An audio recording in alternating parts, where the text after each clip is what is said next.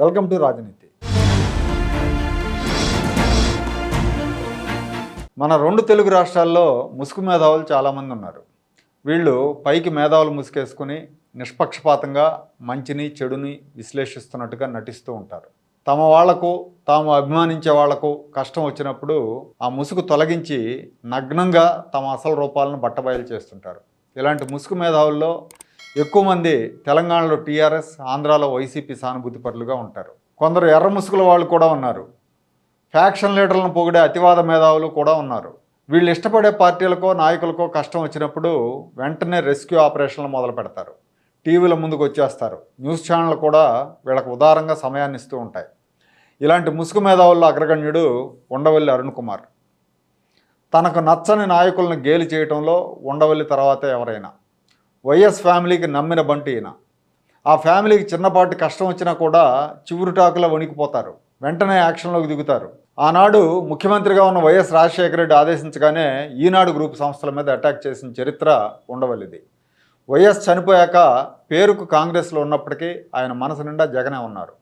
రాష్ట్ర విభజన తర్వాత తాను రాజకీయాల నుంచి తప్పుకున్నానని చెప్తాడు. కానీ క్రమం తప్పకుండా రాజకీయ వ్యాఖ్యానాలు చేస్తూ ఉంటారు. అవి కూడా బయాస్డ్గా జగన్మోహన్ రెడ్డికి బలాన్ని ఇచ్చేవిగా ఉంటాయి. ఈ ప్రపంచంలోని తెలివంతా తన బుర్రలోనే ఉందన్నట్టుగా లాజిక్లు మాట్లాడుతుంటాడు ఈయన. ఇటీవల బీజేపీ సీనియర్ నాయకుడు మాజీ ఉప ప్రధాని ఎల్కే అద్వానీ గారికి ప్రతిష్టాత్మకమైన భారతరత్న అవార్డు ప్రకటించారు.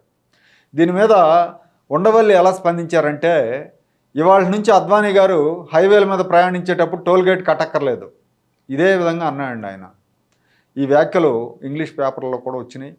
తన వ్యాఖ్యల ద్వారా దేశంలో అత్యున్నతమైన అవార్డు అయిన భారతరత్న ఔన్నత్యాన్ని దిగజార్చాలని చూశాడు. మహోన్నత వ్యక్తిత్వం కలిగిన అద్వానీని అవమానించాడు. దీని మీద, ఈ వ్యాఖ్యల మీద తూర్పుగోదావరి జిల్లా బీజేపీ నాయకులు యార్లగడ్డ రామ్ కుమార్ కాకినాడ పోలీస్ స్టేషన్లో ఫిర్యాదు చేశారు. మాజీ ఎంపీ ఉండవల్లి అరుణ్ కుమార్ భారతరత్న అవార్డు వచ్చిన అద్వానీ గారు టోల్ కట్టనవసరం లేదని ఎద్దేవా చేశారు. దేశ అత్యున్నత పురస్కారం మీద ఒక మాజీ ఎంపీ మీడియా అటెన్షన్ కోసం చిల్లర కామెంట్లు చేశారని ఉండవల్లి మీద కేసు పెట్టారు. ఈ కేసు వివరాలను వీళ్ళు రాష్ట్ర పార్టీకి కూడా పంపించారు. కానీ బీజేపీ రాష్ట్ర నాయకత్వం దీన్ని ఎందుకో మరి సీరియస్గా తీసుకోలేదు.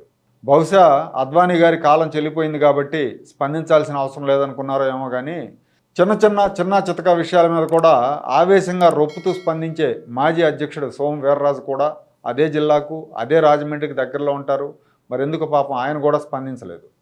ఆ పార్టీ స్పందనల విషయం ఎలా ఉన్నప్పటికి కూడా 2 సార్లు ఎంపీగా చేసిన ఉండవల్లి అరుణ్ కుమార్ అద్వానీ గురించి, భారతరత్న గురించి లూజ్ టాక్ చేయటం ఆకతాయితనంగా ఉంది.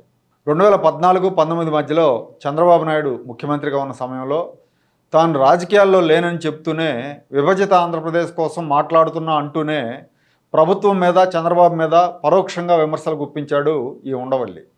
అప్పట్లో మీకు గుర్తుందో లేదో, ఒకసారి ఈయన ఏం చేశారంటే ప్రెస్ మీట్ పెట్టాడు. ఆ ప్రెస్ మీట్లో ఒక క్వార్టర్ బాటిల్ తీసుకొచ్చి దాన్ని విలేకరులకు చూపిస్తూ, దాని తయారీకి ఎంత అవుతుంది, దీని తయారీకి 10 రూపాయలు 12 రూపాయలు అవుతుంటే చంద్రబాబు ప్రభుత్వం మందుబాబుల దగ్గర ఈ బాటిల్కి 60 రూపాయలు తీసుకుంటుందని చెప్పి ఆయన విమర్శించాడు. అప్పట్లో యథావిధిగా పత్రికలు, తర్వాత media, especially satellite media, electronic media ఈయనకు బాగా ప్రాధాన్యం ఇస్తూ ఉంటుంది. వాళ్ళు బాగా వేశారు ఈ వార్తని. ఇప్పుడు మరి జగన్మోహన్ రెడ్డి క్వార్టర్కి 150 రూపాయలకు అమ్ముతుంటే, అది కూడా నాసి రకం మద్యం అమ్ముతుంటే ఈ ఉండవల్లి నోరు మెదపడం.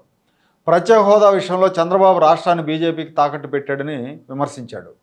చంద్రబాబు కనీసం ప్యాకేజీ అని తెచ్చాడు. జగన్మోహన్ రెడ్డి 5 ఏళ్లుగా కేంద్రానికి ఊడిగం చేస్తూ రాష్ట్రానికి చేసిందేమీ లేకపోగా అధఃపాతాళానికి తోసేస్తుంటే ఈ ఉండవల్లి ఆనందంగా చూస్తూ ఉంటాడు. పోలవరం ప్రాజెక్టును చంద్రబాబు శరవేగంగా నిర్మిస్తూ ఉన్నప్పుడు పదే ప్రెస్ మీట్లు పెట్టి తప్పులు వెతికాడు. ఇప్పుడు పోలవరం పడకేసింది. కనీసం ఆ ప్రాజెక్ట్ సందర్శనకు కూడా జగన్ ఎవరిని వెళ్ళనివ్వట్లేదు. ఉండవల్లి నోరు మెదపడం.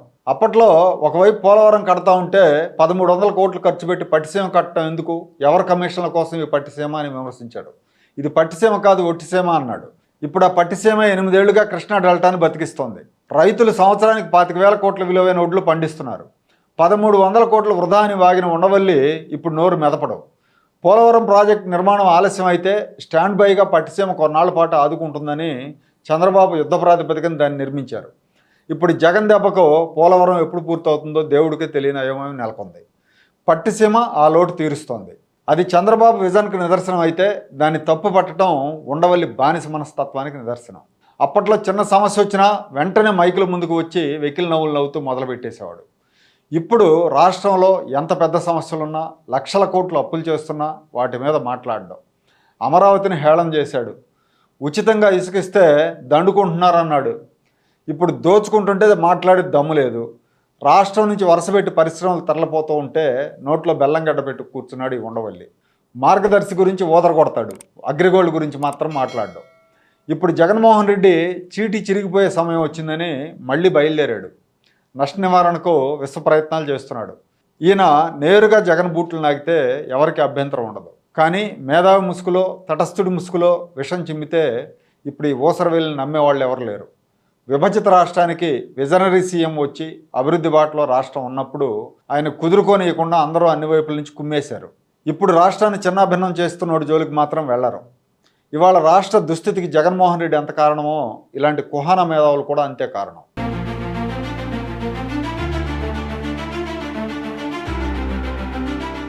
Like, share and subscribe to Rajaniti channel.